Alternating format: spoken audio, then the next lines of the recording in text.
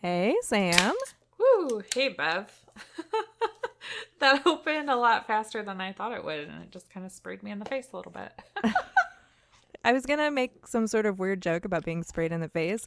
Then I decided that it sounded ridiculously inappropriate and wasn't necessary. Yeah, and our 12-year-old boy humor kicks in sometimes, so, It does.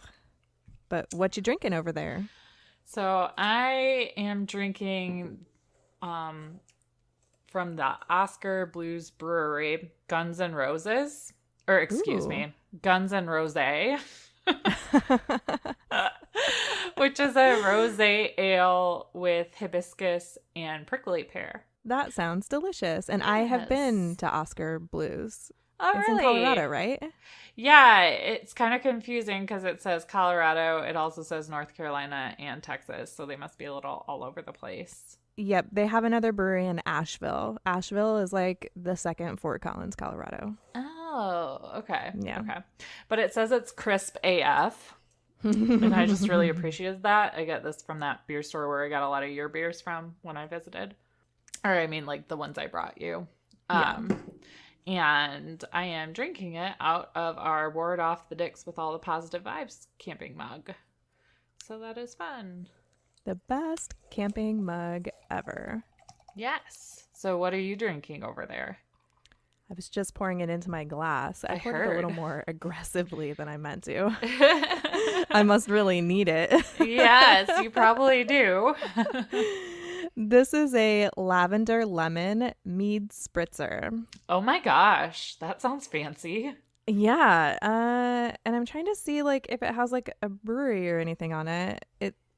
I think New Day is who made it. Okay. But I don't know. I picked it up at Jungle Gyms. Yeah, it's newdaycraft.com is their website. But they don't like call themselves a brewery, probably because they're more like a fermentery, because it's mead.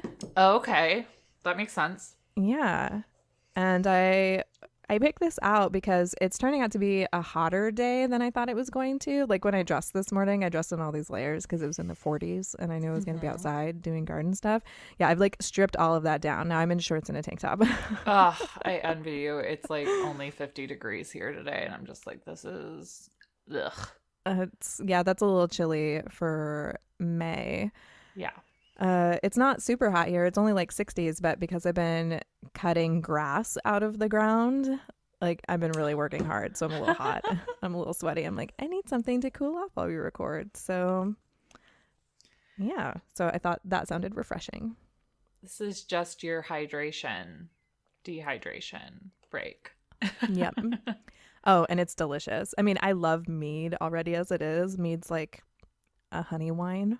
Mm-hmm. For people that don't know what mead is, and to add like the bubbly and the lavender to it, it's pretty awesome. That sounds pretty magical. Yes. And welcome to We Drink and We Farm Things. That's Bev over there. And that's Sam over there. And this is the Farm Comedy Podcast that is an adult happy hour for your ears. We drink adult beverages, talk about the ups and downs of farming things, and give zero clucks about not having the perfect farm life. We want to create a community for farmers, whether you have a hobby-sized farm or a huge farm, to come listen and feel like you're not so alone in this farm thing. We keep it real with you and find humor in the mistakes we make, new knowledge we gain, and sometimes we go off on non-farming related tangents. Yes, and speaking of those tangents, we cut a lot of those and stick them up on our Patreon page. Yeah, and the episode outtakes are exclusively for our Patreon peeps. So if you go to patreon.com/drinkandfarm and become a patron at $2 or more a month, you're going to get access to all sorts of fun exclusive recordings and pictures. And if you're at $5 and above, every 3 to 4 months or so, we send you a free gift for being one of our Patreons. So go check that out. Yes. And speaking of the Patreon, our drinks this episode are sponsored by Ashley Kiernan. So Yay. Cheers, lady. Cheers.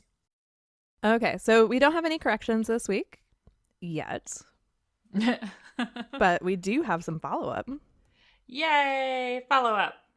Yeah. So the Girl Scouts community garden that we talked about last week, it sprouted, Yay! which means that I can officially recommend the homemade seed mats that we talked about last week as an easy and legit way to plant a garden without wasting so many seeds. That is amazing. Yeah, I was kind of thinking that I was going to have to secretly replant that garden, but it turns out no. Thank goodness. Yeah, well, I wasn't sure if the paper towels were too thick and like, they'd rot and cause, Yeah. like root rot instead of actually letting the plant sprout. And I mean, I suppose that there's still kind of a possibility for that, but it doesn't seem super likely anymore because like the sprouts that we have up are a good several inches up. So I think that if they were going to cause any rot, they would have done so by now. So I don't know. Yeah. Yeah. And someone in our Facebook group mentioned how parenting is hard, period, in response to the chat we had last week about how we were feeling guilty for keeping a lot of our farming stuff to ourselves. So we just wanted to mention that we know it's hard, even for parents that seem to always look like they know what they're doing or look like they have it all together. And yeah, we didn't want people to think that we were saying that those people don't have it hard too, because like parenting is hard. Yeah. Everybody just has different thresholds for different aspects of the parenting, I think. Like even this morning, my stepkids are here as we record this, and they were coming out like Soren he's like gonna be 10 in a few weeks. He comes out and he's somehow like managed to lock his iPad out, and he comes out, or like the account part, and he comes out and he's asking, what street did I grow up on? Like those knowledge-based questions. And like we know he probably was doing something he shouldn't have been doing to lock it. So I was like trying to logically walk him backwards of what he was doing before to see if I could catch any kind of like, lying behavior or anything. Then he walks out, and then they come back out and they're asking things like, what's an African country? Because they're playing some word game on their iPads, and like I'm like leading them into things instead of just giving them the answer, because I want them to realize they're a little smarter than they think they are, and not just spoon feeding them stuff. And Matt, they walk out and Matt goes, "You're just so much more logical than me with this stuff." And it's like, for me, I think because of my work, and that's kind of what I have to do during the week, is sometimes pull information out of people, or kind of ask the right questions. For me, it just is normal behavior, but for somebody else, that might be a little more difficult, and you might just tell them an African country and not try to encourage it out of them for the sake of time. So I think it's important to note that each of us have our own like strong suits just in our personalities and in life. So just because we look like we have it together in one area, we totally don't in other areas. Like, I'm not going to share my farming stuff all the time. Yeah. But I'll coach information out of them. Which I think is awesome. I think it's good that you found something like that you're good at, because it's easy to like beat yourself up all the time about the things that you feel like you're bad at. But I was thinking today, like I realized a lot of the shame that I feel about my parenting is all projected onto myself, like by myself. No one else is doing that to me. I'm doing it to myself. So yeah, isn't that interesting that we're just like we're our toughest critics? And I saw something today. It's not about shame, but it's about anxiety. That anxiety is basically just conspiracy theories against yourself. I like that. And I was like, that is so true. So it's kind of the same thing with shame if you're projecting it to yourself. Well, and I'm not super surprised that since I project anxiety onto myself, that I also project shame onto myself. I'm on like this. Yeah. I'm on like this really weird journey of self-discovery, and there's that word journey again that we hate so much, but just don't stop believing in yourself, Bev. That's right. That's Get what it? I'm working on. Journey.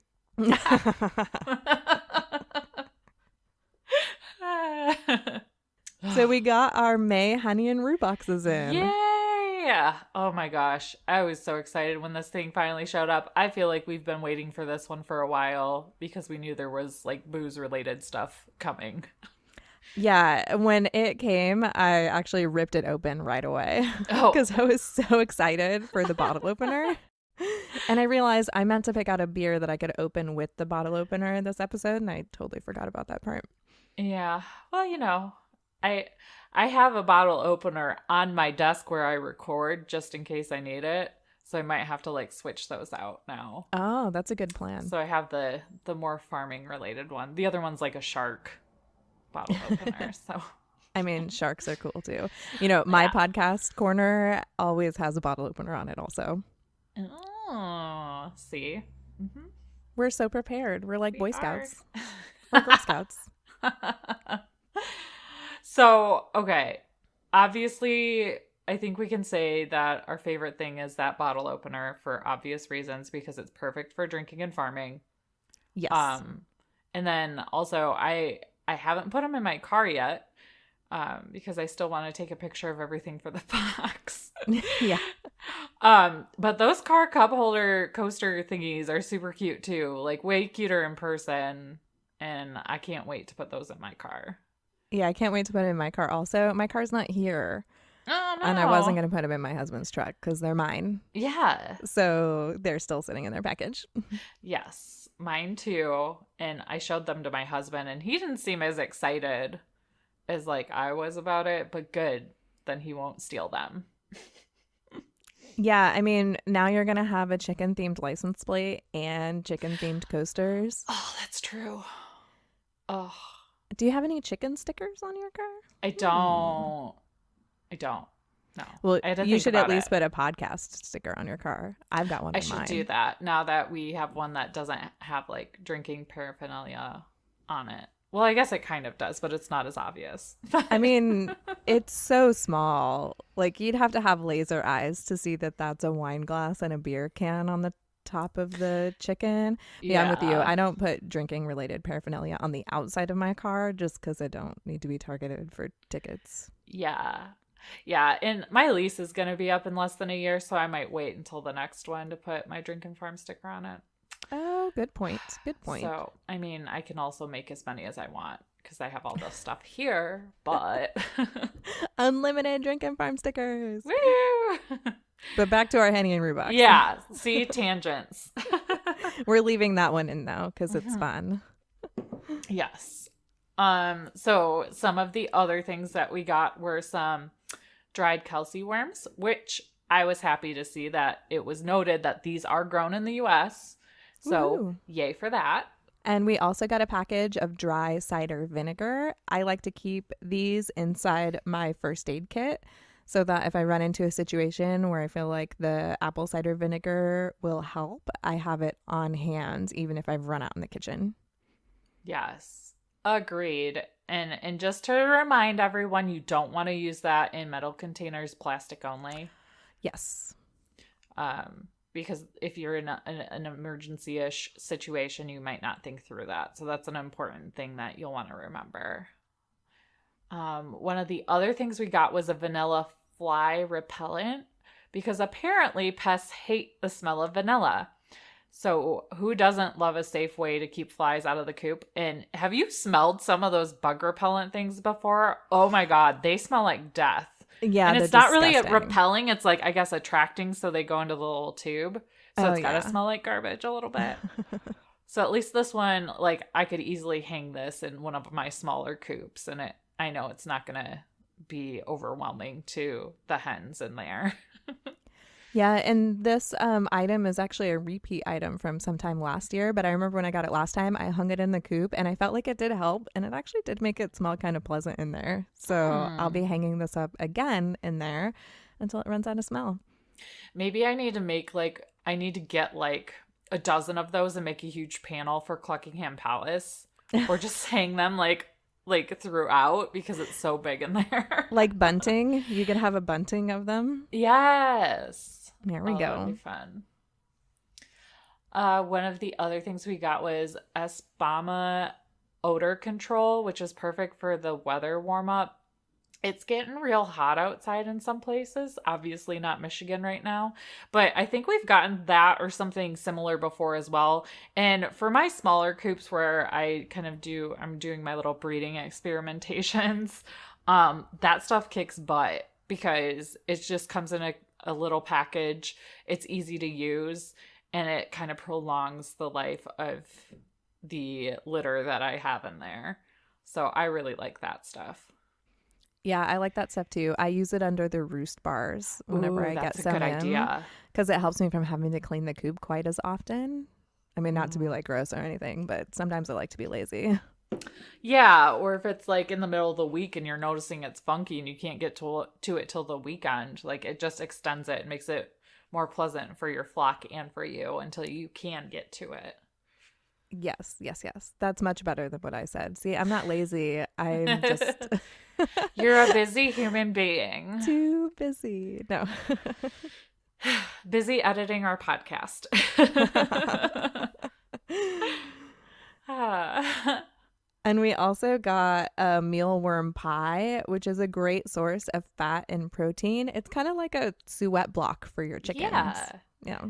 Yeah, those are always fun to like throw it. I like to just throw them into the yard because I have like 70 chickens, and then just see them all crowd around and everybody try to get a little bite. It's entertaining to me. Since you have so many chickens, we need to do one of those time lapse videos of you with a wheelbarrow of scratch making them into a heart. Have you seen that on the internet? Oh yeah, I have seen that. That would be cute. I feel like Maybe we can make that work when I come visit sometime. yeah. Matt's like, you guys are crazy. Kind of like I had to help you put tutus on your goats. I mean, if you can't have fun while you're farming, then it just doesn't seem worth it. What is even the point? We also got another item for the humans that's like this little container of solid perfume, and it's got this yummy springtime scent. So that one's like an easy thing to keep in your purse or in your car or something to like just dab on yourself. Probably like after you're doing chores and you like, oh crap, I gotta run to the store, but I have goat shit on me. You can just rub some of that on yourself. It might cover it up. Let us know if that works. Yeah, and I really like these. We got one of these last year also, but it was in the hay scent, and it was so good. And I like the springtime scent too, but it was fun to have something that was like farm smelling, but like fresh farm smelling. Yeah. I want someone to make a pine shaving one. Ooh. I would wear that. We also, of course, got the nesting box liner, and just so you guys are aware, the retail value of the May box was $55, which is a really good bang for your buck since the subscription box is just under $30 before shipping. So that's a pretty dang good deal. Like you got quite a bit of value this month. Yeah. And I feel like you usually do every month. So keep that in mind if you're kind of on the fence about ordering a subscription box, especially one that's like chicken driven. You're getting a lot of value. Yes, yes. And we have a fun sneak peek for the June box. It is the Free Range Chicken Gardens by Jessie Bloom. And I actually really love Jessie Bloom. She is a garden author, I think is a good word to use to describe her. She she writes about permaculture, and her latest book is about creating sanctuary in your yard, which is like out of your garden and whatnot. But this Free Range Chicken Gardens book has been on my list for a long time, and I have just never ordered it. So when I saw it was the sneak peek, I was like, yes, Tina's reading my mind. My procrastination has paid off. I mean, it usually pays off. Who am I kidding? But yeah, so this book is it was written to inspire chicken keepers to create functional and beautiful outdoor space while providing a safe environment for chickens to free range. And it'll cover things like fencing, chicken-friendly plants, sample garden designs, and a ton more. So if that kind of piques your interest, or if any of the other items that we've talked about previously, as you can tell, there's usually some kind of like first aid or something to help you take care of your chickens in every single box. it's a great way to try new products. So if you go to hennyroo.com and use code DRINKANDFARM at checkout, you're going to get 15% off your first subscription box. And then once you're a subscriber, you get 10% off of everything in the shop. So some of the stuff we talked about in this episode and previous episodes, it's hanging out in that shop, and you can go get it at a discount after you order your first box. So what are you procrastinating for? Stop it. Go do it. Now. Now. Today. Not while you're driving. No. Later if you're driving. But now. So I think we can waltz right into this episode. Yes, we can. And today, it's so funny. Bev and I were talking about this, before we got on. Sometimes I feel like, and I know she feels like, we're like, what the hell are we going to talk about this week? And then all of a sudden we realize there's so much going on around us. And, we talked about the sitcom last week, Bless This Mess. And this past week episode, as we record it now, it's Saturday. So by the time you hear this, there'll be another episode. But episode 4 has a theme of gender roles on the farm. And if you heard my rant last week about the entertainment writer that remarked that the show wasn't political enough, then you are safe to assume that when I saw this episode, I totally told him to suck it. In my brain, I told him that, not out loud. But I don't know. You sent it to me in a text message, so that's kind of out loud. That's true. But if you haven't seen that episode or other episodes, you can go check it out, because I think they did a great job balancing the topic of traditional versus non-traditional gender roles in a hilarious and respectful way, without polarizing either sides. And maybe that's what that writer was looking for, was more polarization of things. It's my way or the highway, one way or the other. And you don't get that with this show. So maybe that's his problem with it. I'm not sure. But I thought this was a really good topic, and so did Bev, to talk about this week, about crushing or maybe even embracing typical gender roles on the farm. Yeah, because if you're down with gender roles, it's totally okay. We aren't attacking anything that, would be called traditional gender roles at all. If it works for you in your lifestyle, that's totally awesome. And I find myself personally, and I think Sam's going to be a similar way, is in some ways I'm really traditional, but then there are several ways where I'm not at all. Absolutely. Because we're human beings, and we're just, I was going to say more complicated than that. I like to say that people are complicated a lot, but I don't want to infer that people that are traditional gender roles across the board are not complicated, because you're complicated human beings also. Right, so I'm going to backtrack that, but I'm going to leave it in so that you hear where my thought process went. But I think the really beautiful thing about being female in 2019 is that you have the choice to be completely traditional or completely non-traditional or a mix of both.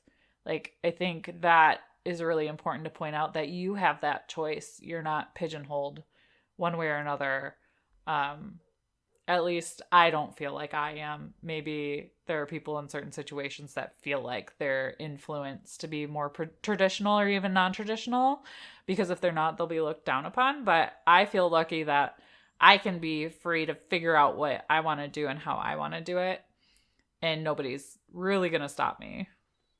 Yeah, I think some of it's going to depend on where you are regionally and what your family feels is appropriate, or what your religious practice or beliefs say is the way to go. So yeah, some people probably do still feel pigeonholed in 2019. But yeah, I don't feel pigeonholed either. Yeah.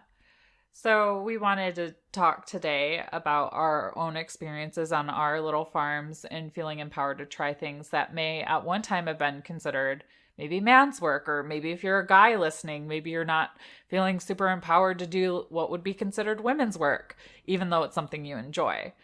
So I think I saw a post from you, Bev, about a year ago. It was one of the first posts I remember from you, of you doing, I think it was like a beach body workout, and Oh, there yeah. was a blog post about being strong enough to do farm work. Yep. And I think sometimes it can be really easy to avoid certain things or like lifting heavy things. Um, like for me, even just like a 5 gallon bucket of water at first was a real struggle. But as like I continue to force myself to take that to the goats, like it became easier and easier. So sometimes Yeah. it's almost easier to like default to I'm not strong enough right now to do that. So I'm just not gonna do it.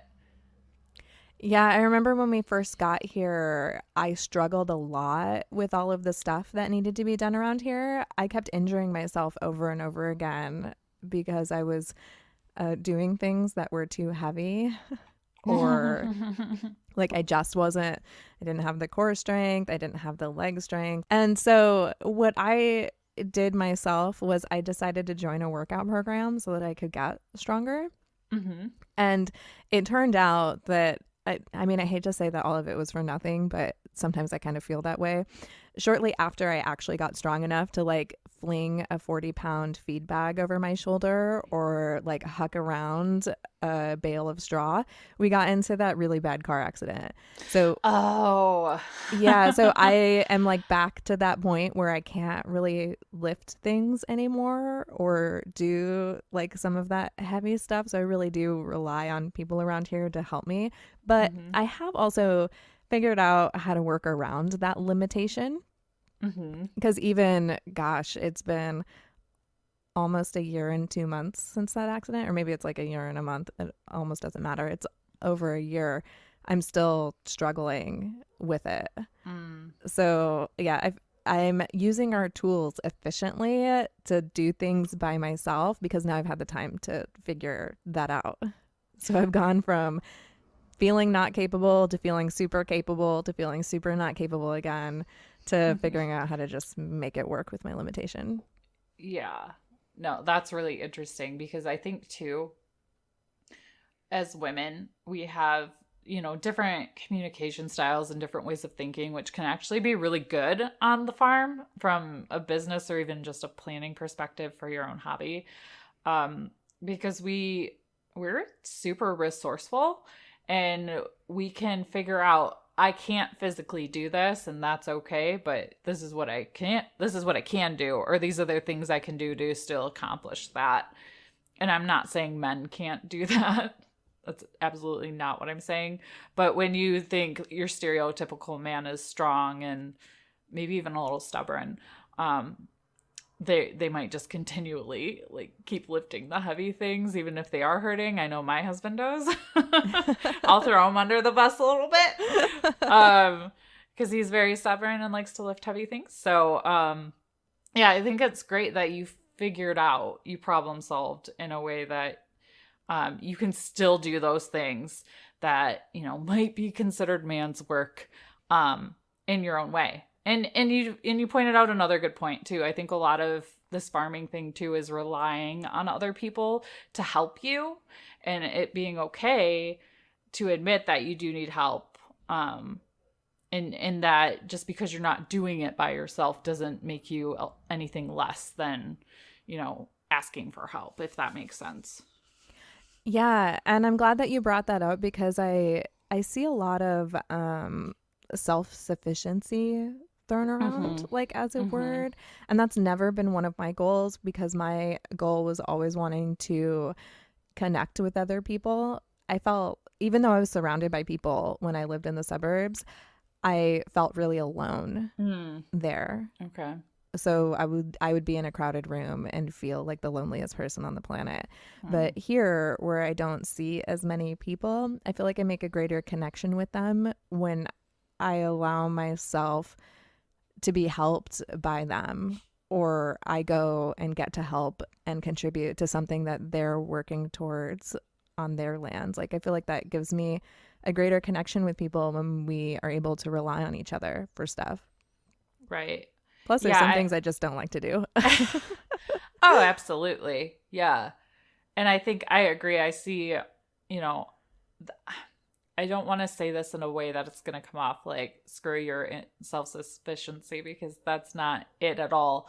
But I think it would be very easy to fall into a trap of seeing all these badass women on Instagram doing all these things, and maybe not seeing that they have some form of struggle, or that they might ask for help. Sometimes maybe it's just not as apparent on their feed for whatever reason, that it is okay to ask for help. And just because you ask for help doesn't mean that you're not an independent woman.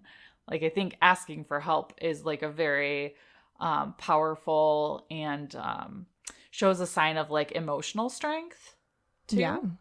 To be able to admit those things, because I know I can be just as stubborn as my husband and be like, no, I don't need your help. And I can totally be stubborn like that too. Yeah.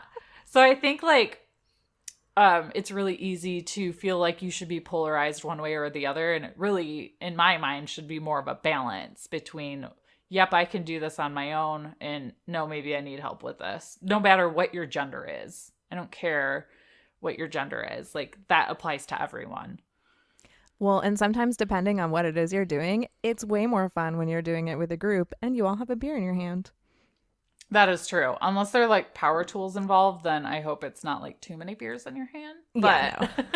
I was thinking more along the lines of like working in the garden or picking fruit from the orchard, just not on ladders while you're drinking. Yeah. Yes. The easier things. Like, I can, keep my lidded wine tumbler away from the poop area, but go take a sip of it in between, scooping poop out of the barn. Yes, exactly.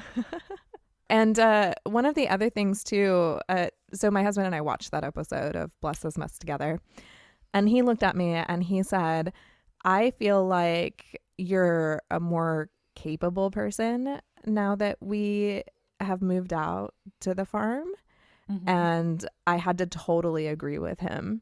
When I lived in town and didn't have a lot of outside stuff that I really had to do, I relied on having other people do all sorts of things for me. And I really thought that I wasn't able to do those things. Like, I had told myself, I can't do that. I have to hire the landscaper to do it. Or I can't do that. I have to wait until my husband gets home to do that. But now that I'm out here, I feel like I have the space to experiment more and to make mistakes, which has only helped me feel more capable, or more like I can do quote unquote man's things. Yeah, no, that makes sense. It's like when you're just forced into a situation where those things aren't as accessible, you can really dig deep and figure out kind of what you're made of and what you're actually capable of. And I think it would surprise a lot of people. And there's like an inner joy or party that happens when you do something for the first time and you didn't think it was possible to do it yourself. So it's a really cool feeling. So yeah, that's interesting that he pointed that out to you, because that could have been taken the really wrong way. Well, it could have been. And it's like the work that I'm doing today. So my whole family is out of town right now. They're coming back tonight, though. So I feel good about saying it because they'll be back by the time everyone hears it. So no one will come murder me in my sleep. That's good. Because I listen to a murder podcast. So I think about dumb things like that. But anyhow, today I'm installing my tomato trellis. And well, last year I wasn't physically capable of it because I was really injured. The year before, I wouldn't have attempted it by myself because I was still in that mindset of, oh, Jared's the one that uses the tools and like digs the holes and does like the quote unquote men's things. But they're gone, so that they're visiting Jared's mom for Mother's Day. But while they're gone, I'm taking advantage of the time to install my tomato trellis myself, which requires pounding in T-posts and stretching some fence, and I'm digging out some grass, like all things that I wouldn't have thought I was capable of. And that's not necessarily like man's work. There's plenty of women that are tough badasses that do stuff like that all the time, and they might be rolling their eyes at me. It's okay. But I'm at the beginning journey of this, figuring out what I'm made of and what I'm capable of, and I'm having a really good time doing it by myself. Yeah. And that's why I stayed here and didn't go, because I would have loved to see my mother-in-law for Mother's Day. But I knew that we were going to have really nice weather for it. And I was going to have a whole day undisturbed to do it. Well, I guess we're recording this podcast in the middle of it, but it's a good break. Yeah, and I think that is a really good example of your evolution of thought of yourself too, and of those roles, and that maybe you were placing those limitations on yourself and it wasn't anybody else doing it. So it's kind of that going back to that whole projecting things onto yourself and having those limited beliefs, you know, and just acknowledging those and crushing them. I think that's awesome. Yeah, and then maybe later today, I'll bake a delicious loaf of sourdough bread. And hopefully when my 13-year-old son comes home, he will bake me some cookies because he's the cookie master in this house now. I have lost that title. It is not mine anymore. Now it's my 13-year-old son's. And I mean, it's cool to be able to share those things. Yeah. I had some of those cookies when I was there. They were good. Yeah, he bakes a pretty mean cookie, and they've only gotten better. I'm like, I'm not even bothering anymore. I'll make the bread, you make the cookies. Hey, that is fair. So I really feel like, just to kind of, you know, conclude things, the overall theme of this discussion has just been that, you know, farming should really be more of relying on each other, whether that's like a full-blown community or even if it's just, you know, a family member or your husband or your wife or your partner or whoever that is around. It's awesome to rely on each other, and that's okay. And to just put less focus on who is doing what. I think it's great that we are seeing a lot of loud and proud women on Instagram farming.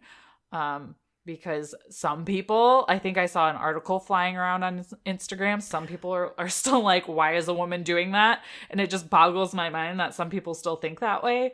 So I think it's important to note when a woman does something that might be considered man's work. But it's okay if you're not doing what all the other girls are doing right now or all the other women are doing. If you're good with just kind of being middle of the road and dabbling in each, that's totally fine too. You shouldn't feel shameful if you're not, you know, driving the tractors or if you're baking the bread. Like there should be no shame in either, as long as you're happy. I think that's kind of what we were trying to get at. Yeah. I actually have that article up if you want me to read it really quick. Oh, yeah. Yeah. Let's read that article because that might fire some people up about these gender roles. Well, and this is why these conversations still matter and while they're important, because some people might think that they're not needed because in whatever corner of the world that they're in, gender roles they're more fluid. They're not so defined like they used to be, but there are still corners of the world where people send things like this to their newspaper. So to this city for hiring women workers doing men's jobs. Case in point, the two lady workers shown on the front page of Tuesday, April 30th's paper doing crosswalk painting. Why aren't men doing that? And roast to men and society in general for giving men's jobs over to women. Men are fully capable of doing their own work, and there was nothing wrong in the past when men went out to work and women generally stayed home and worked. Bottom line is we need to get men working again. Men, take back your jobs. Oh my God. And the editor's note was, this is an actual submission, and we had a conversation on whether or not we should print it, but we chose to. And to the writer, what year do you think this is? To our readers, please feel free to fill next Monday's section with responses to this. I mean, and so that's why it matters. And one of the things that I recently heard in a book that I'm listening to, I can't remember if it's the one that I'm listening to now or the one that I listened to last time, so I can't tell you what book it's in. But she said that nostalgia is one of the worst things that we can do to ourselves from a happiness perspective, because our mind remembers things as more amazing than they actually were. Yeah. That's just the way that our brains work. They're kind of protecting us from some of the more sad or dramatic things that may have gone on. But it also gives us this like looking at the world through rose-colored glasses idea. We look at the past as if it was better then because we're afraid of the future. Yeah, there was a time that we couldn't vote though. So I mean, obviously I'm not looking at that as nostalgic because But that could go back to the times where things were, maybe the style of dress was really kind of fun. But maybe there are men that remember when women couldn't vote as being a better time. Yeah. you know. And I just find it really interesting that what triggered that gentleman was women doing crosswalk painting. Like, to me, like, how is that considered just men's work? I can't understand it. The thing is, I just don't understand him, I guess, period. And Yeah. that's okay. And I still think if you can manage to stay home and if that's what you want to do, that's great. But the fact of the matter is, like, especially with student loans, like maybe women shouldn't go to college, but with student loans, like, Oh, there's God. no way. Don't let people get that idea in their head. But if there is, like, no way with the amount of student loan debt I have that I would ever let my husband pay that for me, unless he was, like, making way, way, way, way, way more money than me, then maybe. But it's like, with the debt load that a lot of people have, it's very difficult for people to have one parent stay at home and not do any kind of work, whether it's considered men or women's work. Yeah, and you'll find even a lot of women that are homeschooling their children and staying home, they still do some sort of side thing as Yeah. well, because life has just gotten really expensive and the future is Yeah. semi uncertain. Not to say that it's scary, but it's nice to feel like you have a little hold on something or like you have a little control on something. So yeah, so I think you're right that there are certain corners of the world or certain people that still feel like, they have that nostalgia thing, or they're just a little ignorant to how things actually are now, and what is actually needed to just survive as a family. Like, I've even heard of women that have stopped working because they would have spent their whole paycheck towards daycare.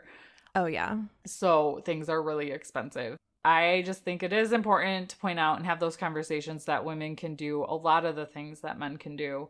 But it's also okay if you aren't trying to just smash the shit out of the glass ceiling all the time, if that's not your jam.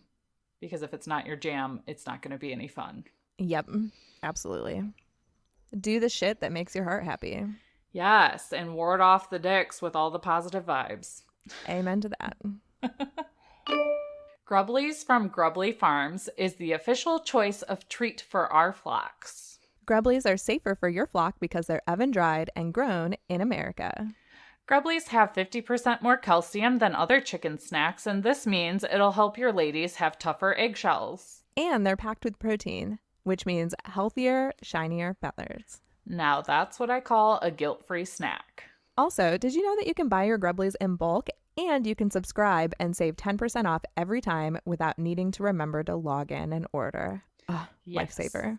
Yes, we love the treat tanks that hold 5 pounds of Grubblies, and it's essential that we never run out or the whole flock will have a case of rusting beak face.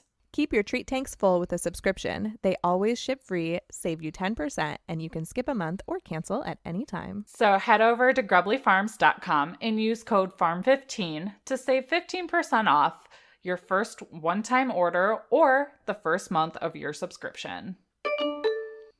And now it's time for We Can't Even Corner. Yay! Woo! It's my new favorite corner. I know. It's a good corner. I feel like it's almost like Sam's Rage Corner. But I think you have some good vibes to share this week. I do. I always have some good vibes to share. Eventually something's going to piss me off and I'll bring back like a Bev's bitchy corner. But since I've been on this self-reflection journey that I'm on, I've been trying really hard not to let negative things get to me. So I'm like a good vibes only kind of person. But good vibes only is also toxic. Like you have to deal with bad shit when it comes towards you. But anyways, tangent. Be better. All right. So there's a slew of farm-related podcasts now, and I'm crazy excited about them. So I wanted to share them.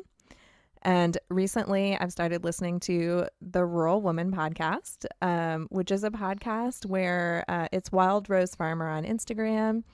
And she interviews women and helps them tell their farm stories. And she interviews women farmers. She interviews homesteaders. They're just really good and refreshing. Hold on. Ew. refreshing and just shines a positive light on women in agriculture in whatever capacity that it's in. I'm all about the positivity. Yes. And then the next podcast that I've been listening to is Shine Bright, which is by Farm Her.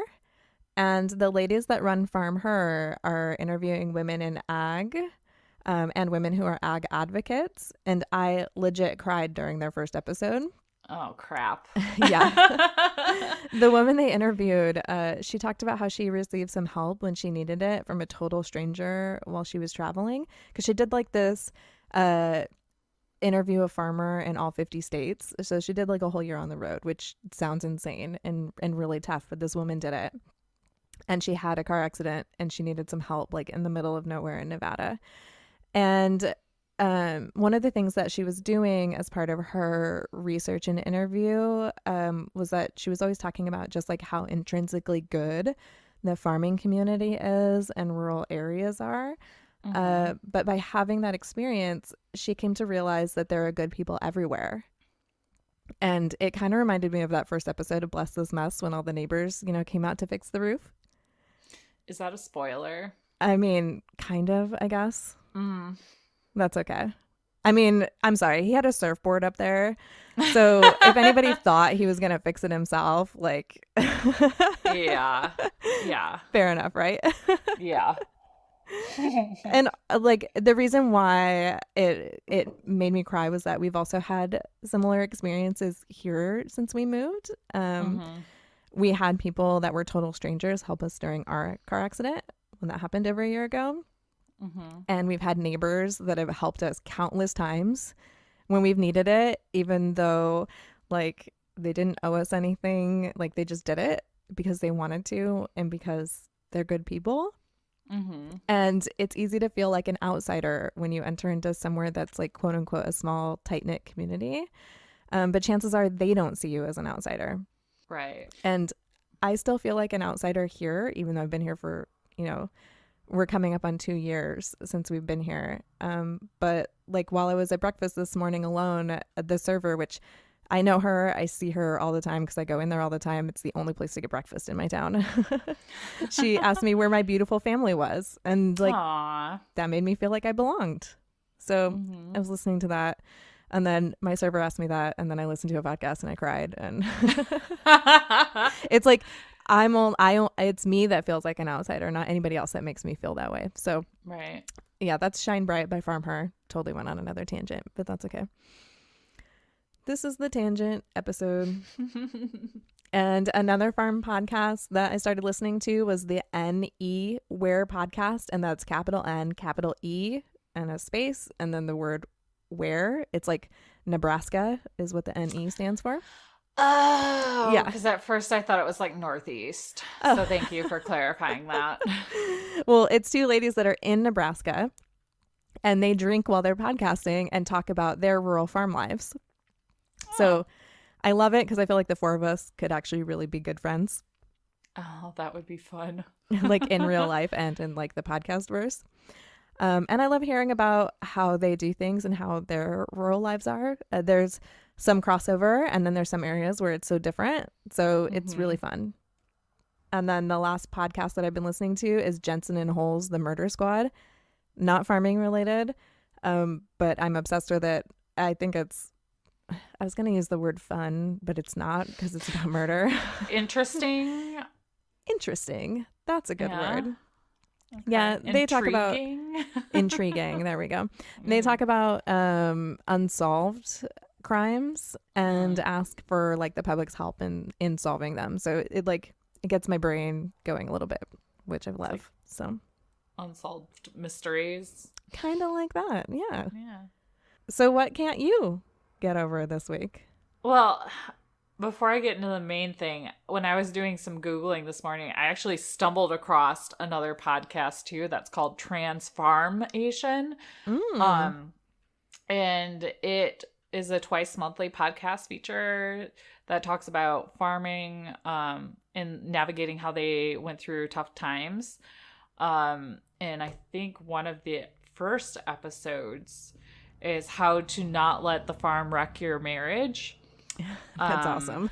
Yeah, and they talk about how there's farm life and family life, and how do you navigate being a family without things that they're mad about, like the farm getting in the way. So like one thing that pops into my mind is like it's really hard to take like an international vacation when you have a farm. Yeah. And we haven't taken like a really big trip since we moved here. So things like that you don't necessarily think about when you buy a farm that will become more complicated. And I think it'll be interesting to tune into that one. I haven't done it yet, but it's on my to-do list to check that one out. So that one's probably a little more like serious, probably not so like funny haha, but could be interesting. And since it's only twice a month, I feel like I can handle like a serious podcast twice a month. Yeah, it's all about balance and what you're listening to, right? Like I feel like I get a little more immature when I just listen to comedy all the time. Or a little more paranoid when we just listen to murder podcasts all the time. Exactly. Yeah. So my real, I can't even this week, I was Googling again this morning. I like Google. And I stumbled across this Ag Daily article by Krista Stoffer. And she is a wife, mother of 3, and first generation millennial dairy farmer. And she works side by side with her husband and kids on their 200 cow dairy. So she knows what she's doing. And the actual starts with her describing how she's helplessly, watching these farmers in Australia continually be harassed by animal rights activists. And like hundreds of people will show up on their farms, harassing farmers, chaining themselves to equipment, stealing animals, all sorts of stuff that's like just completely out of control. And a couple had to actually close their small family store and farm due to continuous harassment. And now she's really concerned because she's seen in a recent post that this is now happening in Canada. And the example she gives is that like 200 activists descended on a family farm in Abbotsford, just 45 minutes away from their farm. And in like, if you do any kind of like farm Googling or like PETA watching, you might have seen that there was like this hog farm, in the news, and, it had recently been the target of a trespasser who had accessed their barn at night, and they recorded video and submitted the video to PETA. And in true PETA fashion, the clips were highly edited before a short segment was released to the world. The activists took over the farm early Sunday morning, entering the barn illegally, and set up camp. And what's crazy to me, and I can't even understand, is that after these people like came to the barn, the police were summoned, and the activists refused to leave until the media had been invited to the farm to document the protest and what was going on inside the barns. So I don't know, maybe like Canadian police and people are too nice, but I would have told them to like get the F out. Like I don't know why we were catering to basically emotional terrorism. like mob mentality.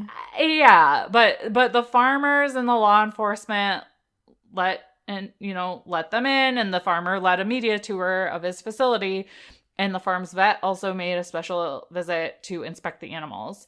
And after the tour, the activists left the barn, and the 35 who had entered the barn were arrested, like freaking finally, after that whole media circus, really. And, Krista goes on in the article to remark that it makes 0 sense that 200 people showed up on a farm because they watched some YouTube video and decided they didn't like how this farmer, a complete stranger to them, they didn't like how he was farming. And they would not leave until their demands of media coverage and entry into the barns, with the exception of the 35 who went in there without permission, were met. And everyone was just okay with it. Like, that's not okay. Disagreeing with someone doesn't make sense for like a mob of 200 people to show up and it be okay.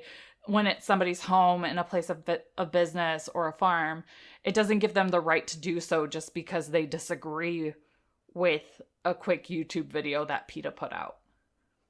So, not to create any fear-mongering, because I'm not about that, but people are threatening to do this very same thing in America on family farms like Krista is. With somebody that is a serious dairy farmer, and I have serious dairy farmers in my family, the thought of this happening to them makes my stomach churn. So there are a few things that you can consider doing to prevent or discourage this kind of behavior. And some of it's probably going to just make you feel kind of helpless, to be honest. But she suggests a few things, like immediately placing no trespassing signs along your property at all entries to your farm and the buildings, and you can check your state laws and signage to ensure you have the correct distance between signs as well as correct verbiage, which seems ridiculous that I have to follow those standards in order for the laws to be effective. We have to Like, make sure that it's being screw you. communicated effectively, probably. Yeah, which is just ridiculous. It's my property, not yours. Get the hell off. You could just say GTFO. Yeah. And that should be the international sign for get I the would F think out. so. Exactly. You can install gates at all points of entry to your farm, lock all the buildings and shop when they're not in use, ensure that all your family members and if you have employees on your farm are on the same page about who is allowed on the farm. Train all your employees and maybe even coach your family on how to handle asking someone to leave the farm and what to do if they refuse to leave. And if you are alerted of a possible attack on your farm, notify authorities immediately. And kind of like mentioned before, in general, it's good to familiarize yourself with the laws pertaining to trespassing in your state. And if they do show up, keep your cool, ask them to leave, and call the authorities, which I think my husband would probably be pretty good about keeping their cool, but me, I'd be like, where's the shotgun?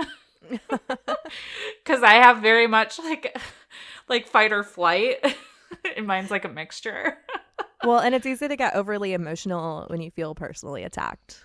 Oh, yeah. Yeah. Absolutely. Yeah. And that's maybe where his like gender role as a man is probably better than my emotional reaction. So I'll at least give him that in those kind of stereotypes. And she kind of goes on to point out, she says that after she looked at all the state laws, in criminal trespass in the first degree, which is to knowingly enter or remain unlawfully in a building. So this does not apply to them just coming onto your property. This act is a gross misdemeanor, punishable by up to 364 days in county jail and or a fine of up to $5,000. And most rural jails are overcrowded, and large activist groups have funding for these protests, so their fine would most likely be completely covered, and them seeing jail time is highly unlikely. So that's kind of discouraging, but if this is something that you're really concerned about or passionate about, you can always contact your local representatives and asking them what they plan on doing to protect family farms in the future, as well as ensuring that such acts have higher consequences than a slap on a wrist and or a small fine. So I thought that was just kind of insane that people are getting away with this in the name of activism or, even like free speech. I'm all about free speech. And it's okay if I don't agree with you, but when you start, coming onto farms and disrupting people, and there was like some pig farm that PETA went to, I don't know if it's the same thing or not, but they went in there and they actually stressed out the animals so badly that the animals started freaking out and a couple of them died because they got trampled. I remember that. Because of what they did. Yeah. So for them to think that that's okay and to put my animals at actual risk because of their assumptions that they're making and that they might not see any kind of punishment is just, it feels like some kind of weird loophole that just shouldn't be there. Yeah, it does. And, you know, like we live in an age where, so what they're doing is totally not right. It's ridiculous. But one other way that we can combat it as people who farm with good intentions is to just be really open with the public about your farming practices. Right, but not I to feel like put the burden on farmers, because that's not what I mean. But right, yeah, I mean, like there's just, everybody has a YouTube channel and everybody has a website now. So like just share right. pictures of your animals and what your practices are. Because there are some people who are farming in really inappropriate manners. It's still not right to do this to them. Right. Because it's illegal. But I think these people think that they're doing the right thing, and they're just really going about it in a really shitty manner. Right. Like they're fully aware they're doing something illegal and that they could get arrested, but they're like trying to be activist warriors, and it's almost like a badge of honor if they're doing something illegal and they get arrested.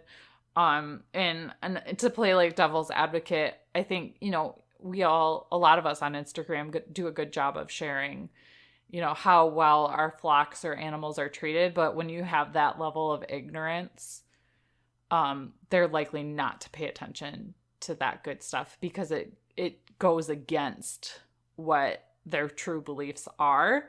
And because a lot of that are still happening, like some of us smaller farmers might be easy pickings. So that's just a devil advocate's point. And a very like negative spin on it, but I almost feel like it's realistic, because I've heard of people's, like in some of the goat groups that I'm in, these smaller farms, they'll come quote unquote rescue a baby goat and take it away from its mother when it's just a couple days old, and they have no idea how to take care of it. Yeah. And that puts that little animal at risk. It does. When the situation was perfectly fine. So I think you're absolutely right that we should keep showing that there's a lot of good out there, and that small Harvey farms can actually help promote better practices. Because I think if we can keep growing that, it'll help. But I think there are other things we could do too if we feel passionate about it. Yeah, for sure. So Sam's corner was like kind of a rant again. That's okay. We're going to end it on an upbeat note. Yes, I love it. Because we got a positive iTunes review. Woo! We like those. Happy dance. Yes. All over the place.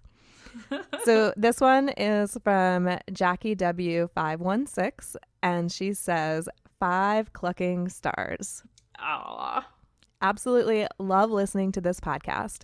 Sam and Bev are very entertaining. I feel like I'm hanging out with friends and laughing along with them through the podcast. They cover a lot of important topics, random topics, fun stuff. It's a little mix of everything. 5 clucking stars for Drink and Farm. So thanks, Jackie W. That makes our hearts happy. Yes, it does. And you can leave us an iTunes review. I figured out a way that people without Apple can do it. Ooh. Yeah, you just go to the Google and you Google iTunes, We Drink and We Farm Things, and our iTunes page comes up, and there's a place to rate and review us on there. Oh, nice. Yeah, just like from a regular old internet browser. I know that made me sound really not very technical, but hey, I didn't know that we could do that either, and I work in healthcare IT, so I promise I'm more technical than that. I was just trying to use words I knew everybody would understand. You got it. And I think that's a nice little segue into our housekeeping. Yes. Coop Camp dates have been announced. June 7th through 9th. The link is in the show notes. We have the most amazing presentation for you. We're working on it.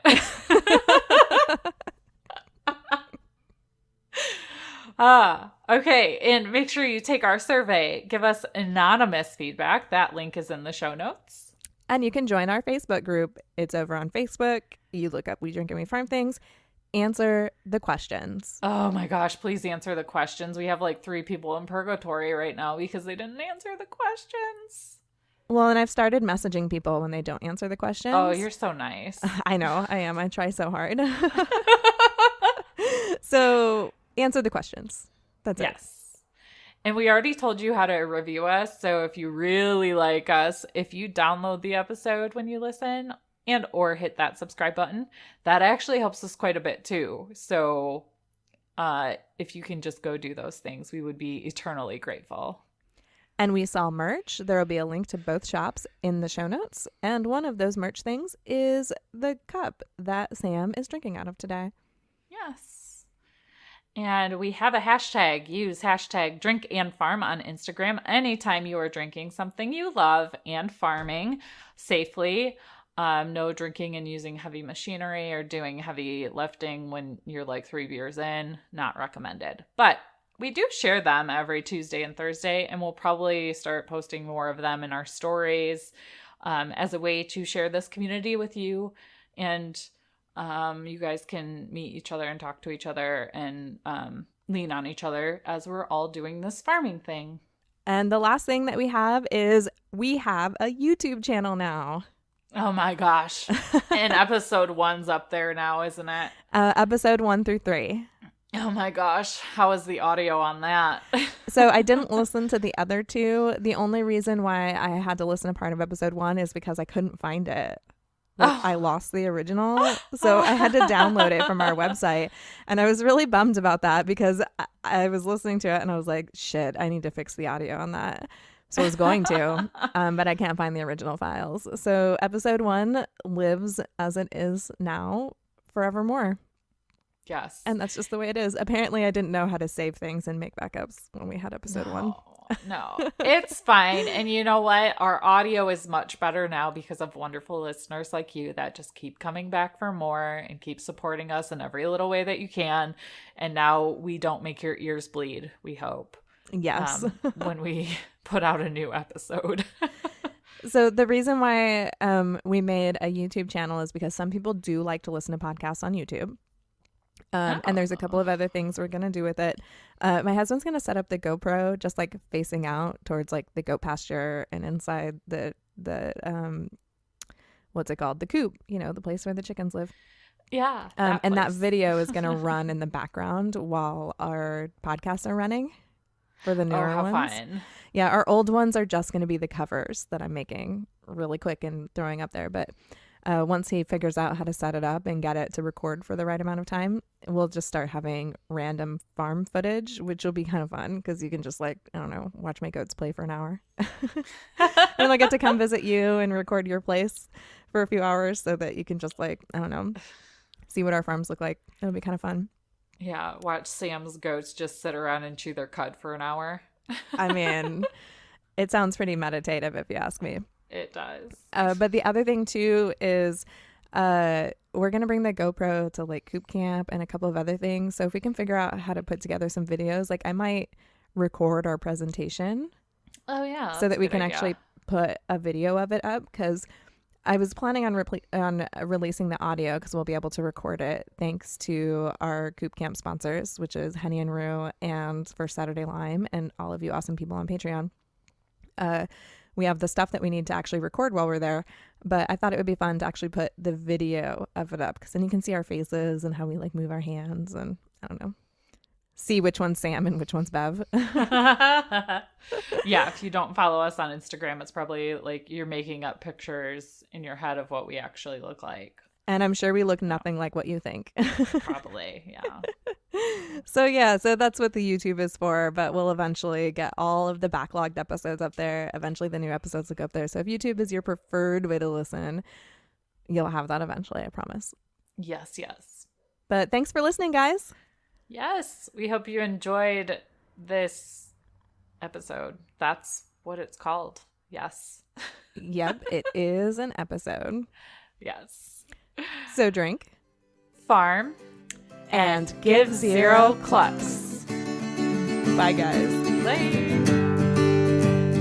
We drink things, we farm things, we drink and farm things.